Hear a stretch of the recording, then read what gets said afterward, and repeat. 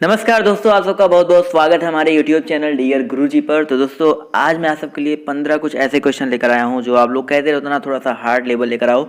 तो आज कुछ हार्ड लेवल में आप सबके लिए क्वेश्चन लेकर आया हूं।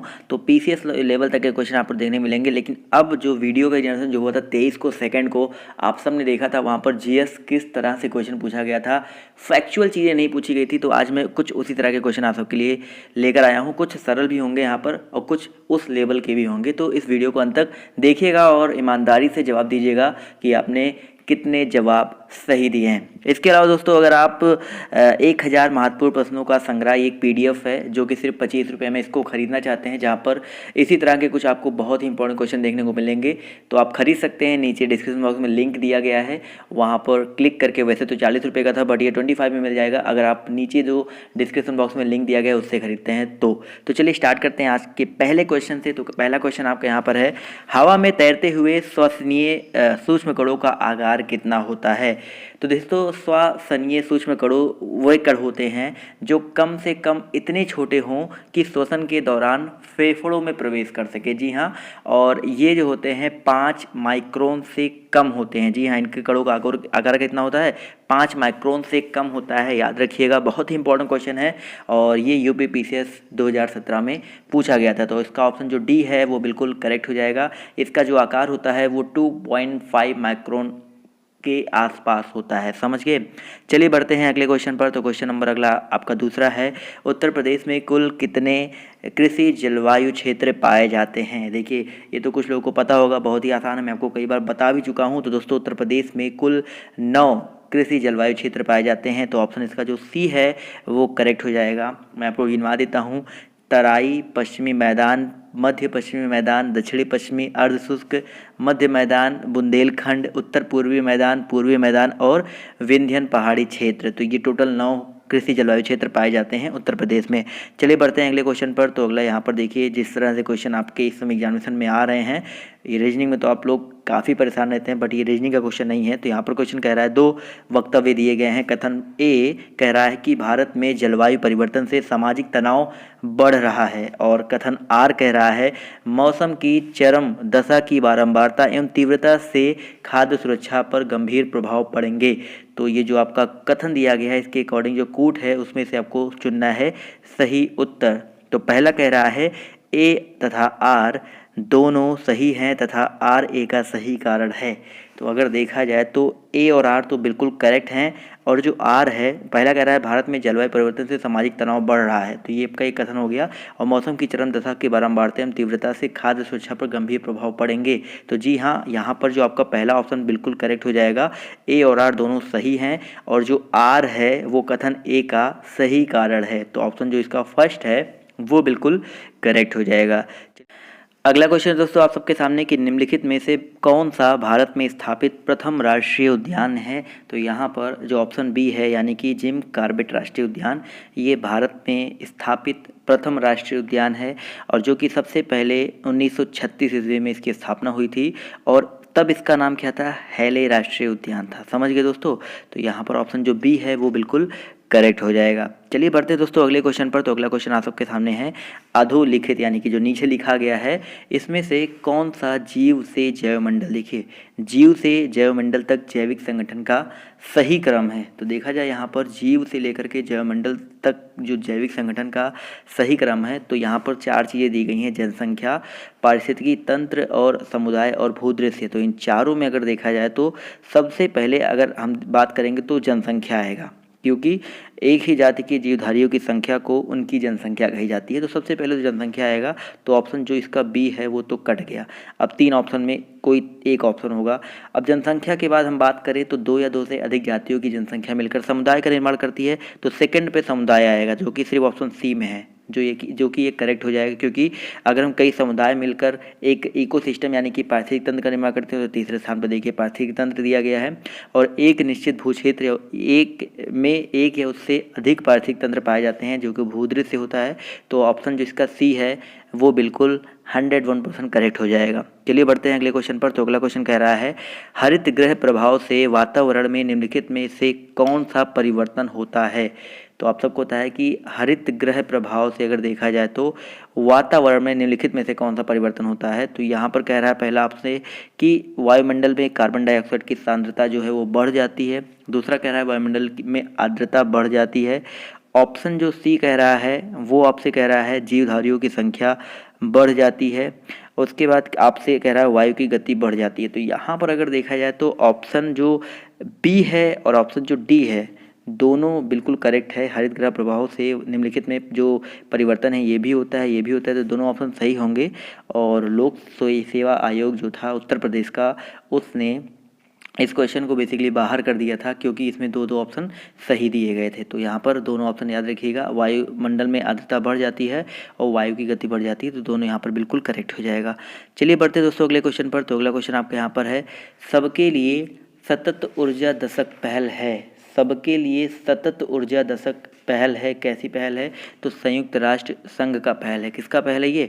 संयुक्त राष्ट्र संघ का पहल है। तो ऑप्शन जो इसका फर्स्ट है वो बिल्कुल करेक्ट हो जाएगा। जी हाँ, नवीकरणीय ऊर्जा का वह रूप है जो ना तो प्रदूषण कारक है और ना ही इसका प्राकृतिक संसाधनों पर विपरीत प्रभाव पड़ता है। वैश्विक स्तर पर स्वीकृत 17 सतत विकास लक्ष्यों में से 7वें लक्ष्य के रूप में वर्ष 2030 तक वैश्विक ऊर्जा में नवीकरणीय ऊर्जा की हिस्सेदारी बढ़ाने और सस्ती, विश्वसनीय एवं आधुनिक ऊर्जा सेवाओं तक सार्वभौम पहुंच सुनिश्चित किए जाने की बात कही गई है। साथ ही संयुक्त राष्ट्र संघ द्वारा 2014 से 2024 तक के ये जो दशक है इसमें सभी के लिए सतत ऊर्जा का दशक घोषित किया गया है। तो ऑप्शन जो इसका ए है वो बिल्कुल करेक्ट हो जाएगा। चलिए बढ़ते हैं अगले क्वेश्चन पर। तो अगला क्वेश्चन आपसे कह रहा है भोपाल गैस दुर्घटना का कारण था। सबको पता है दोस्तों 3 दिसंबर 1984 को सुबह के समय भोपाल मध्य प्रदेश में यूनाइटेड कार्बाइड जो उसका प्लांट था उसमें मिथाइल आइसोनेट नामक जहरीली गैस के रिसाव से व्यापक जनहानि हुई थी। तो यहाँ पर ऑप्शन जो इसका ए है वो बिल्कुल करेक्ट हो जाएगा। मिथाइल आइसोसाइनेट का रिसाव हुआ था, जी हाँ, जिसमें 10,000 से अधिक लोग जो हैं वो मारे गए थे और 50,000 से अधिक लोग वहाँ पर गंभीर रूप से घायल भी हुए थे। चलिए बढ़ते हैं अगले क्वेश्चन पर। तो अगला क्वेश्चन आपका यहाँ पर है निम्नलिखित में से कौन सा सुमेलित नहीं है। देखिए कौन सा सुमेलित नहीं है, तो यहाँ पर देखा जाए तो पारा से होने वाली बीमारी है मिना माटा बीमारी, तो ये बिल्कुल करेक्ट है। दूसरा कह रहा है कैडमियम से इटाई बीमारी, ये भी बिल्कुल करेक्ट है। और नाइट्रेट आयन से ब्लू बेबी सिंड्रोम, ये भी बिल्कुल सही है। लेकिन ऑप्शन जो इसका डी कह रहा है वो फ्लोराइड आयन से अपच, तो ये बिल्कुल करेक्ट है। गलत है, क्यों गलत है? क्योंकि फ्लोराइड आयन की अधिकता से दांतों की बीमारी होती है जिसे फ्लूरोसिस हम लोग कहते हैं, वो बीमारी होती है। और इस बीमारी में दांतों का जो बाह्य आवरण है, जो इनेमल होता है, वो प्रभावित होता है, दांतों में पीलापन आ जाता है। तो फ्लोराइड आयन से अपच नहीं होता है। यहाँ पर अगर दांतों में पीलापन या फ्लूरोसिस होता तो वो बिल्कुल करेक्ट होता। चलिए बढ़ते हैं अगले क्वेश्चन पर। तो अगला क्वेश्चन आपका यहाँ पर है निम्नलिखित में से किसे वायुमंडल के प्राकृतिक संतुलन के लिए कार्बन डाइऑक्साइड की उपयुक्त सांद्रता मानी जाती है। तो यहाँ पर अगर देखा जाए तो कह रहा है कि प्राकृतिक संतुलन के लिए कार्बन डाइऑक्साइड की उपयुक्त सांद्रता किसे मानी जाती है। तो यहाँ पर 0.03% जो है विश्व मौसम विज्ञान संगठन WMO के अनुसार पूर्व औद्योगिक यानी कि प्री इंडस्ट्रियल युग में कार्बन डाइऑक्साइड की जो सांद्रता थी वो लगभग 278 ppm यानी कि 0.03% थी, जिससे वायुमंडल, समुद्र एवं जीवमंडल आदि के बीच संतुलन बना रहता था। हालांकि मानवीय गतिविधियों जैसे जीवाश्म ईंधन के जलने से और बहुत सारी ऐसी क्रियाएं होती थी जिसकी वजह से प्राकृतिक संतुलन जो है वो बिगड़ गया। और वर्तमान में अगर औसत वार्षिक CO2 सांद्रता की बात करें वो तो 0.04% तक पहुंच चुका है, समझ गए। लेकिन होना कितना चाहिए, कितनी मानी गई है? 0.03%। चलिए बढ़ते हैं अगले क्वेश्चन पर। तो अगला क्वेश्चन आपका यहाँ पर है वर्षा की मात्रा जो है वो निर्भर करती है। दोस्तों वर्षा की जो मात्रा है वो निर्भर करती है वायुमंडल में नमी पर। तो इसका ऑप्शन जो इसका बी है वायुमंडल में नमी पर, ये बिल्कुल करेक्ट हो जाएगा, जी हाँ। और सभी प्रकार की वर्षा की मात्रा यथा बूंदाबांदी वर्षा, बर्फबारी इत्यादि जो भी वर्षाएं होती हैं वो वायुमंडल में नमी की मात्रा में बढ़ोतरी से बढ़ जाती हैं। चलिए बढ़ते हैं अगले क्वेश्चन पर। तो अगला क्वेश्चन आपका यहाँ पर है, निम्नलिखित में से कौन सा सही सुमेलित नहीं है। देखिए इस तरह का क्वेश्चन आई होप आपके वीडियो का जो 23 दिसंबर को ज्ञान संस्कृत सेकंड सेट में स्पेशली वहाँ पर इस तरह क्वेश्चन आया था। तो विश्व पर्यावरण दिवस और कब मनाया जाता है, तो इसमें बताना कौन सही सुमेलित नहीं है। तो ये तो पहला तो बिल्कुल करेक्ट है, 5 जून को मनाया जाता है। पृथ्वी दिवस आपका कब मनाया जाता है, आपका 22 अप्रैल को मनाया जाता है, बिल्कुल करेक्ट है। और आपका ओजोन दिवस 16 सितंबर को मनाया जाता है, ये भी बिल्कुल करेक्ट है। लेकिन विश्व तंबाकू निषेध दिवस जो है वो 31 मई को मनाया जाता है, ना कि 5 मई को। तो आपका यहाँ पर 31 मई होता तो बिल्कुल करेक्ट होता है, इसलिए ऑप्शन सी पर हम लोग टिक कर देंगे। समझ गए दोस्तों। तो ऑप्शन जो इसका सी है वो सही सम्मिलित नहीं है, जो कि अभी शुस्तर होगा, और शेष सभी विकल्प जो हैं वो बिल्कुल करेक्ट हैं। देखिए 3 क्वेश्चन आपके तैयार हो गए यहाँ से। अगला क्वेश्चन आपका यहाँ पर है, जैव विविधता को अधिकतम संकट है। तो जैव विविधता को अधिकतम संकट है, किससे संकट है दोस्तों, तो प्राकृतिक निवास एवं वनस्पतियों के विनाश से। जी हाँ, प्राकृतिक निवास एवं वनस्पतियों के विनाश से अधिकतम संकट है। तो इसका ऑप्शन जो फर्स्ट है वो बिल्कुल करेक्ट हो जाएगा। समझ गए दोस्तों। अगला क्वेश्चन दोस्तों यहाँ पर, निम्नलिखित में से कौन जलवायु परिवर्तन के प्रमुख कारक हैं। तो अगर देखा जाए जलवायु परिवर्तन के प्रमुख कारक, तो पहला कह रहा है जीवाश्मिक ईंधन का अधिकाधिक प्रज्वलन, जो कि प्रमुख कारक है। जी हाँ, वैसे जलवायु परिवर्तन के 2 प्रमुख कारक होते हैं, एक तो कार्बन उत्सर्जन में वृद्धि वाले कारक, तथा दूसरा होता है कार्बन अवशोषण में कमी लाने वाले कारक। तो एक तो भाई कार्बन उत्सर्जन में वृद्धि लाने वाला कारक है। इसी तरह जो ऑप्शन बी है ये भी है, और आपका सौर धधक में वृद्धि, ये आपका अमान्य माना गया है, ये जलवायु परिवर्तन का प्रमुख कारक नहीं है। और ऑप्शन जो 4 है अत्यधिक वनोन्मूलन, तो ये भी आपका जलवायु परिवर्तन का प्रमुख कारक है, यानी कि पहला, दूसरा, चौथा। तो ऑप्शन जो इसका बी है केवल 1, 2, 4, ये बिल्कुल करेक्ट हो जाएगा। चलिए बढ़ते हैं अगले क्वेश्चन पर। तो अगला क्वेश्चन आपका होमवर्क होगा। तो अगला क्वेश्चन आपका होमवर्क ये है कि निम्न में से कौन सा सही सुमेलित नहीं है। तो ये आज का आपका होमवर्क है, तो आपको कमेंट करके बताना है इसमें से कौन सा सही सुमेलित नहीं है, और थोड़ा सा अगर आपको एक्सप्लेनेशन देने का मौका मिल जाए तो वो भी दे दीजिएगा, कमेंट बॉक्स आपके हाथ में है।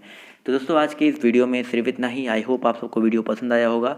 वीडियो अगर पसंद आया तो वीडियो को लाइक कीजिएगा, और चाहते हैं कि मैं इसी तरह के वीडियोस आपको लगातार प्रोवाइड करता रहूँ, कुछ हाई लेवल, कुछ हार्ड लेवल। कुछ लोग को सरल लग रहा होगा क्योंकि वो अच्छे से पढ़ाई कर रहे हैं, तो अच्छी बात है आपको सरल लग रहा है। लेकिन जो लोग आई होप अगर बहुत अच्छे से तैयारी नहीं कर रहे होंगे तो उनको ये क्वेश्चन टफ लगा होगा। तो इसी तरह के क्वेश्चन अब आपको लगातार मिलते रहेंगे हमारे चैनल पर। जीके जीएस में लाइव टेस्ट आपका 7:30 बजे होता है, तो वहाँ पर ज़रूर आकर के लाइव टेस्ट दिया करो। हिंदी एक दिन जीके, एक दिन हिंदी, एक दिन जीके होता है, और सारी क्लासेस जैसे इंग्लिश की होगी, मैथ की होगी, वो तो चली रही हैं। तो दोस्तों आज के इस वीडियो में सिर्फ इतना ही। अगर आपको वीडियो पसंद है तो वीडियो को लाइक करना मत भूलिएगा। बाय बाय, टेक केयर, जय हिंद, जय भारत। मिलते हैं आप सबसे नेक्स्ट वीडियो में।